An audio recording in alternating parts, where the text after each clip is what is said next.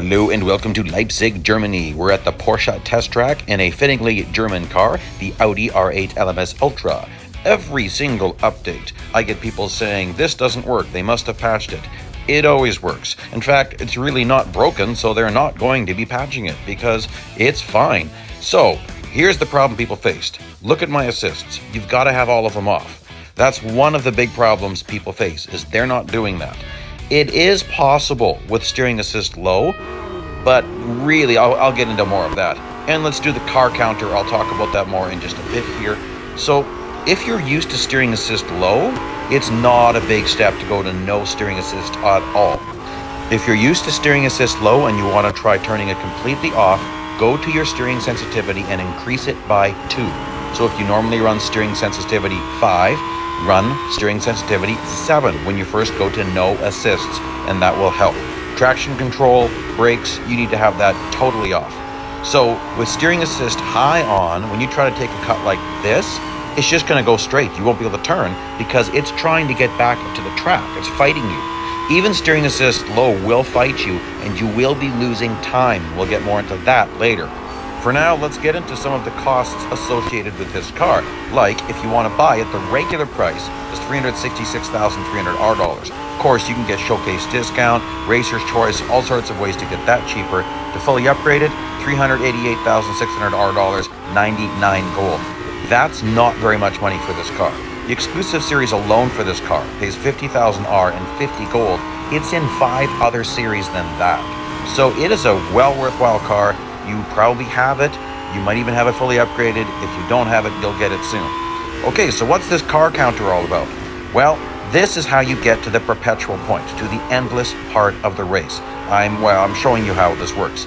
You must pass 42 cars. And then it can be a little bit of a stretch to the 43rd car, but that's the answer. If you don't do it fast enough, you won't do it. And you already know that because by now you've done piles of endurance races and you ran out of cars and you ran out of time. This is the secret number that was put in the game, that after 42 cars, you trigger the endless point. So I consider this like a hidden Easter egg.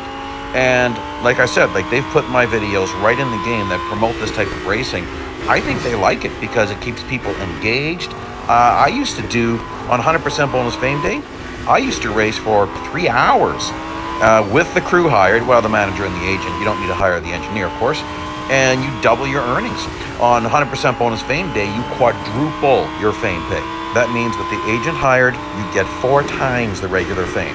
On 180% bonus R day with the manager hired, you get 5.6 times the regular R pay. So it really pays off. That's where these races are beneficial because you go as long as you want to go. High-paying cup races still end. This ends when you decide it ends. So you're going to see how long it takes me to pass 42 cars. Because just in the last 2 weeks, I've probably had 5 or 6 people message me on YouTube about this exact race and saying it doesn't work. I got to 25 kilometers and it just ran out. That's because you're not going fast enough and clean enough. Here's the other thing. Don't get damaged. Damage makes you slower. So it makes you slower and looser. So how do you know you're damaged? Check for a cracked windshield. You have a cracked windshield, you just lost top speed, acceleration, grip, and brakes. Everything gets worse. Now, eventually this race, after the perpetual point, it's not a big deal if you get damaged. But it can be for beginners. I've been doing this since 2015. My first car was the Ferrari FXXK, and my first 3 times doing it, it wasn't possible for me. And that's a much easier car. So don't get frustrated if you've tried 2, 3, 4, or even 5 times and you didn't get there. Keep working on it. Look at that. I'm still losing it once in a while, just not very much. Off track is where people run into the problem. See what I'm trying to do here? I'm trying to get it straighter. You want to keep that straighter. You might not want to do that arc that I'm doing. You might want to just drive straight as you can. Tilt B controls. I showed this at the beginning. Tilt B controls. See, there's gas on the right, brakes on the left. That's the best control option. I'm not saying you can't do it in other control options. This is the best because when you lift off the accelerator like I just did, you regain control. In real life, winter driving here in Canada, my part of Canada, it's now full out winter. And people here know that when you lose control, let off the accelerator, you can get control and then you can get back on. So it's part of our driver training, actually. So the same thing works in this game. When you're losing control, lift off to regain control. With any auto accelerator setting, it's going to just continue skidding because you really can't do much about it. You can steer into the skid to get out of it. You're still going to slide a long time versus tilt B. So I highly recommend you get used to it. You can simulate the tilt A braking by preloading the brakes, which is you hold the brake pedal down like I am right now, and then when you release the gas, you instantly have brakes. Okay, we're getting close to the 40-second car, so pay attention. Watch this. There's the 40-second car. Okay, so I should be at the perpetual point. Where are the cars? So sometimes there's a gap, which is why you want a timer nice and full. Look at my timer. It's full. I could run 2 laps in that time without having to pass the car. But look, there's a car. Now, look what's in front of him. See down the track? Whole bunch of cars again. Right before this, my cars were more so single file. Now look at this. There's a whole bunch of cars in the distance. Now, every single car will be faster than fully upgraded.